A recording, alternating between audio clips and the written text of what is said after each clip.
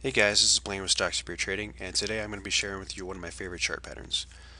This is called the ascending triangle chart pattern. I'm a momentum trader. I look for patterns of basically what buyers and sellers are looking to do. I follow trends, I study support and resistance levels, and turn those charts into usable pieces of evidence, if you will, that I can trade off of to make money. I do look at news. I glance at it, but I don't necessarily rush in and buy a stock just based on the news. All my trading comes strictly from what I see on the charts, what buyers and sellers are actually doing. So today, I'm going to show you what I look for in the ascending triangle pattern and why, if it is setting up properly, it can make you money. I have pulled up the chart from Cabela's Inc. Ticker symbol is CAB.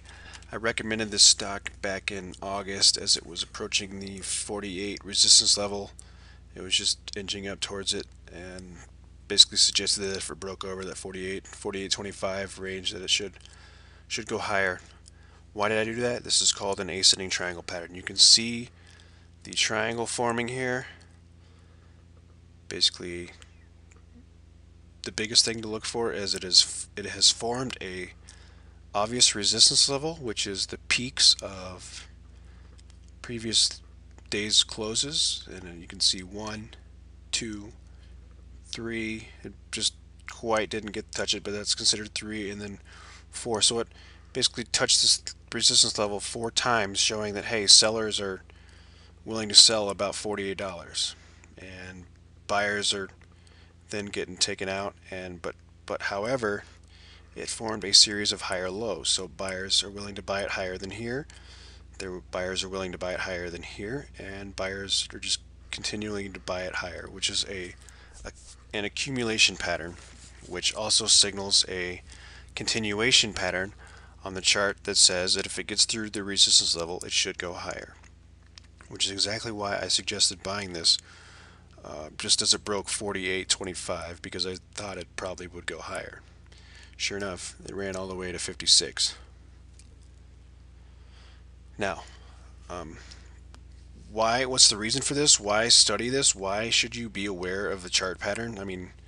If you have never seen a chart pattern before, you would not think anything of this. But it's all about supply and demand, okay? The ascending triangle continuation pattern is a highly effective bullish chart pattern if buyers can take out the current resistance of sellers. It basically shows that buyers aren't willing to let it drop as low before buying, creating a series of those higher lows. These sellers create the supply, which is this top, and form the resistance line. So you have your demand and you have your supply. Now, when demand is higher than supply, this is basic economics, then the prices of a product go higher, which is exactly what caused Cabela's to pop. More buyers and sellers causing the increase in price. Pretty simple if you know your economics, which is exactly why we study this series, the movement of buyers and sellers in a stock, which is exactly what the chart pattern data shows, the patterns of buyers and sellers.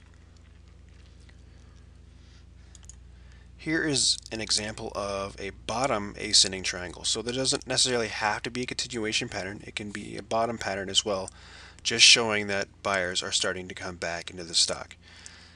Again, you got your series of higher lows here, resistance level from previous runs right on about 750, and it finally broke out today, actually. And I alerted this in chat. I said, watch the 750 spot. Sure enough, it ran all the way to 8.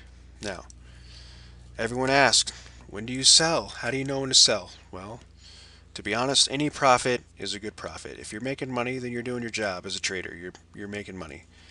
Everyone tries to buy at the exact bottom and sell at the exact top. Well, it doesn't always work like that.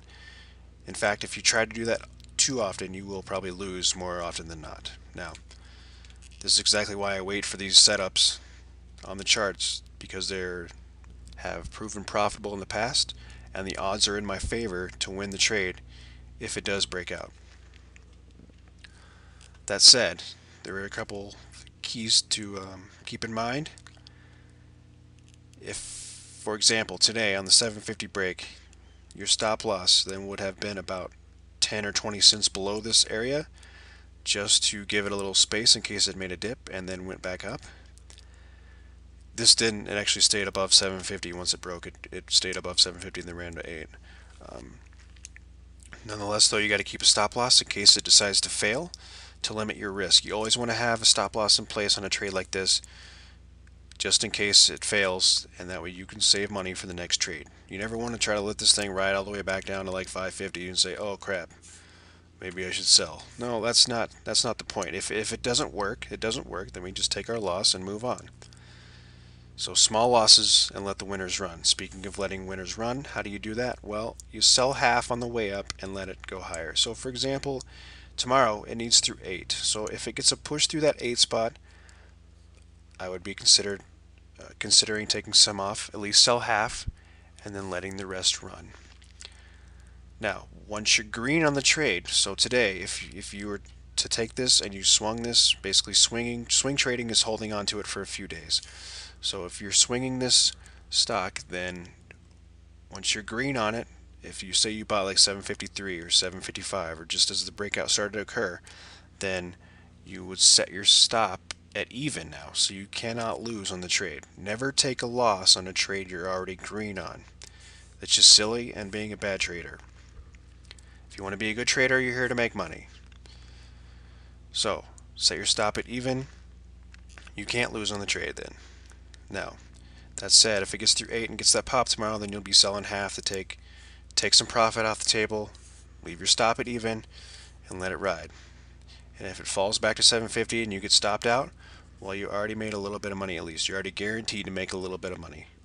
So the idea is to sell when you're comfortable with a little profit, but let the winners run. So take some off and continue to let it ride. Now, what happens if you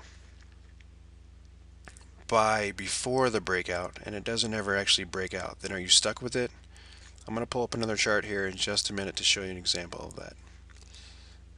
First, though, ACI, my target price on this would be about 950. Why? Simple geometry. The bottom of the triangle here is about 550. The 750 is $2. 950 is the opposite side of that. Target there is about 950. I'm not saying it goes to 950. There's no guarantee it goes to 950. This is why you have your stops in place. This is also why you take profit on the way up. Okay, here comes my next example here. OPXA. Now, this is a lower volume stock. As you can see, it only traded 35,000 shares today. Means that if it does get volume, as it did back in July, it can do this, go from 35 to 75 in a day. So, now that this is set up for the 80 breakout, one is thinking that, hey, maybe I should buy a little bit ahead of time, maybe get some at 75, just, in case it decides to break out above 80 and run like it did back in July, after, maybe it gets a little volume because everyone realizes that it's finally got rid of all those sellers, so it can finally take off.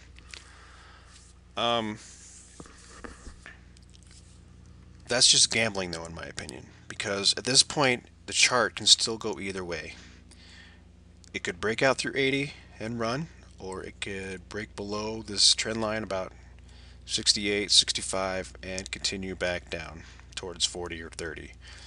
So that's the risk you take of buying in anticipation of the breakout, is that it doesn't go. So obviously if you do that, then you just got to have a tight stop loss just in case it decides to fail. So there is multiple ways to play these. I usually wait for them to actually break out first and see that it's going to go higher. However, if you are more of a gambler and like to take on a little extra risk, then maybe you do buy at 75 and wait for the 80 breakout. In my opinion, again, OPXA is not really in play for me right now. I'm waiting to see which way it goes first at this point in time.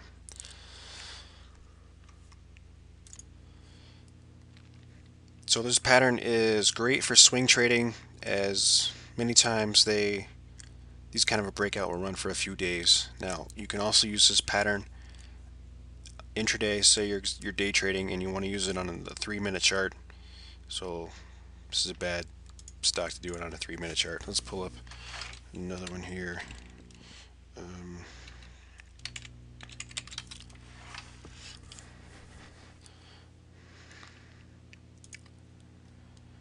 So let's say you want to do day trade with this pattern.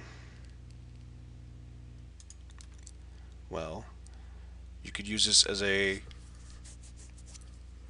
continuation pattern on the 3-minute chart as well for day trading. Basically, it's just the same idea. You pull up your chart, whatever time frame you want to use, and you can draw your lines. You can draw your trend line, draw your resistance line, and if it breaks above that level, then you can day trade it for 10 or 20 cents or whatever the stock range may be. For like this one, it started down here at 11.50 or so, and 11.80. So you might get 20 or 30 cents out of it. So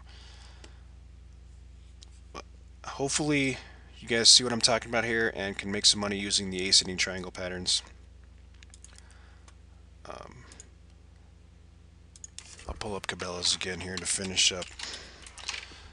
So again, just to recap, we're looking for higher lows on the daily chart or on the intraday chart, 3-minute, 5-minute, 10-minute, whatever you feel comfortable with using, whether you're going to be swing trading or day trading. Then it's got to have that defined resistance line. You should be able to identify it and draw your own line. If you can't, then it's probably not a resistance line. You need to be able to eyeball it. I mean, it takes some practice to be able to draw the lines, but this is the key to understanding the charts and knowing when to buy and sell, in my opinion. So there is your tutorial on the ascending triangle pattern and what I look for, and basically when I buy and how I set my stop loss in case it decides to fail against us. I cover plenty of other patterns in seminars and other videos for the members that have access to the Stocks to Beer trading room.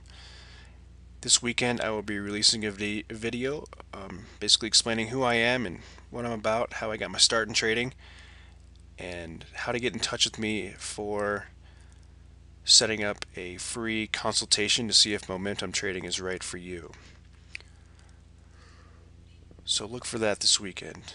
Anyway, if you have any questions in the meantime, you can feel free to email me at info@stocksforbeer.com or contact me through YouTube, Twitter, or on the onlinetradersforum.com.